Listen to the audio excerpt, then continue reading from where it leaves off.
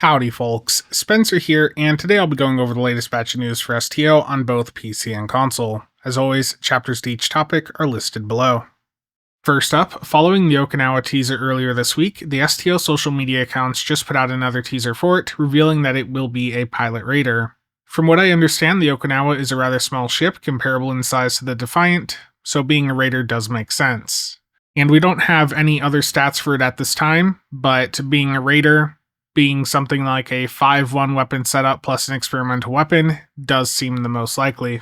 And just like with the TMP ships from the 15th bundle, there should be modern 2410 era skins for the Okinawa and other ships in this Timeless Legacy Starship bundle.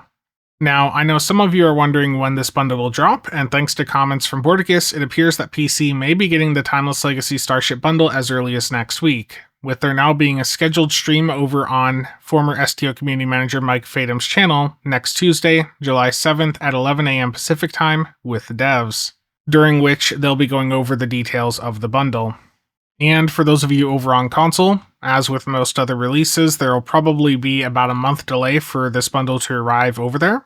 So if you look at the Heritage bundle last year, that arrived on PC in late July, and then arrived over on console in late August. So if this is going to drop on PC in early July, again, you could expect it to arrive over on console sometime in the first half of August.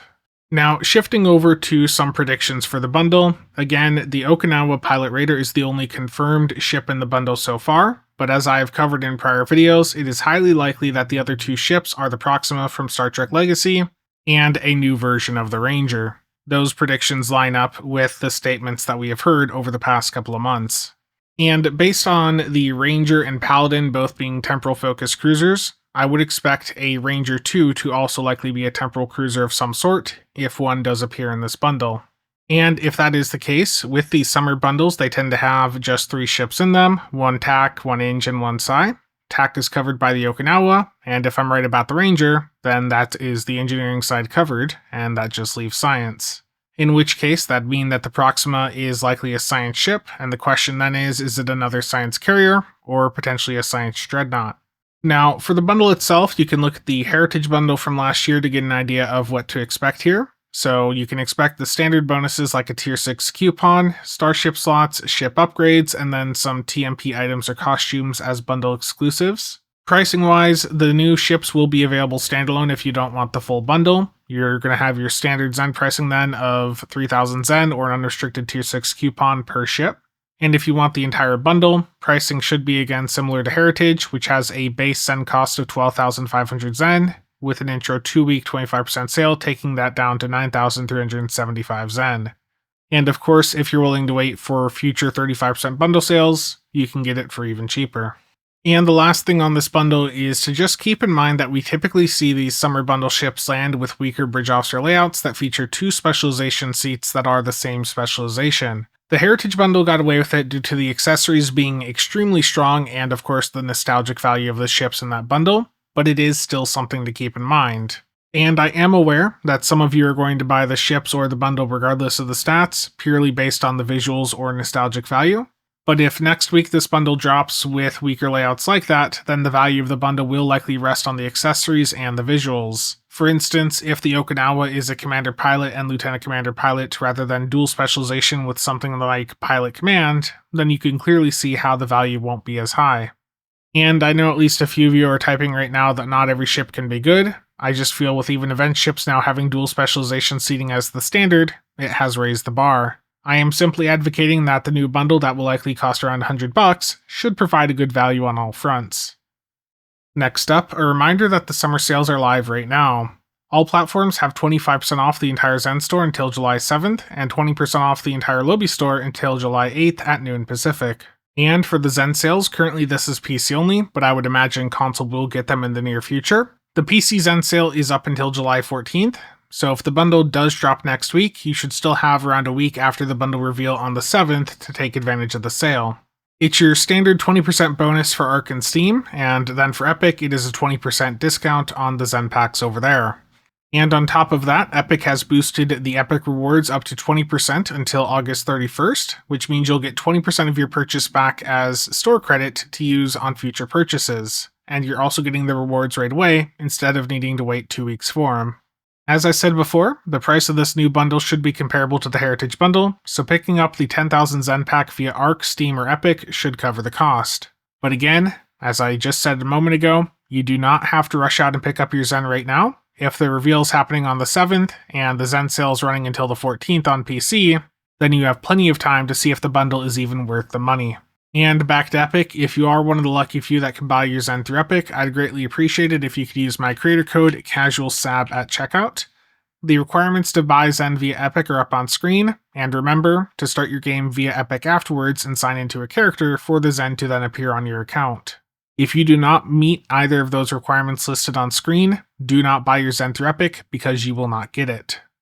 And shifting over to console, a double experience event was just announced. This is live starting tomorrow, July 4th, and it runs until July 8th at noon Pacific.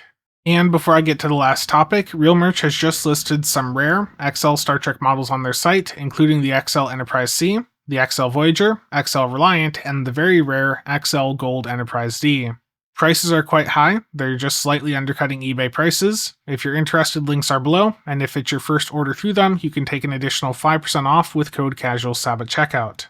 In addition, they still have their up to 85% off clearance sale running for many other ship models, and these are at much more affordable, much more realistic prices, and they still have stock of some ships like the Corolla variant of the Gagarin, the Toussaint variant of the Inquiry, and much more. Again, link is below for those interested.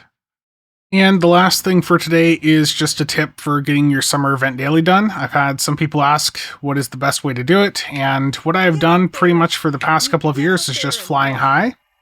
You just need to have a good floater for it. You can use the rental, it's just going to be slower. But I just prefer this. This is what I've done for, honestly, like most of the past decade. They do have alternative ways for you to get your daily done now, but this is still the one that I personally default to. I just find it is the simplest, the easiest, and I can just have a random character set up on my account to do it, and then I can farm the dilithium later on after I've completed the event and I'm doing the bonus still runs to just get some deal on an alt character. So it's pretty easy to do.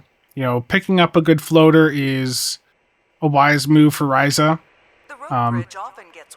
You know, there's some ways to grind EC with this event as well by grinding out the favors, and I know that there's some nice guides out there by other creators going over some ways to do that. You can also just buy the favors off the exchange if you don't want to, you know, bother with the grind on the Ryza map. But the flying high thing here, I'm just controlling this basically with my mouse. I'm just holding down right click and left click and just moving in the direction I want my character to move. Circled the peak. That should give you a great view. There's this last one. Okay. Island. So flying high will give you 4 options around the map, and you just have to do 3 of them. So I usually just look to do the 3 that are closest together or the easiest. I mean, they're all pretty easy once you're used to flying the floater, but there's some of them, like that tower up there, that can be a bit of a pain. And once you have the 3 of them done, you just have to go back and talk to the NPC you picked the mission up from. That secluded beach. And you don't have to fly all the way back over. You can just do the site-to-site transport, beam to resort, and that'll take you right back over there. But that is generally all I do for the daily. You saw it took me like 2 minutes. And then I'm just going to turn this in, and that is my daily done. And I guess one last thing I want to mention here. I've seen some people wondering if it's intentional that the ship is in the water. So the holo ship is from Star Trek Insurrection, and when the holo ship is first discovered in that movie, it is cloaked sitting in a lake. So this is a throwback to how the holo ship was first seen in Star Trek Insurrection, though it was cloaked while it was in the water, so slightly different here, but yes, it is intended for it to be in the water. That is what we saw in the movie. But that is it for today, so as always, thank you to all channel members and viewers for the continued support. See you guys around.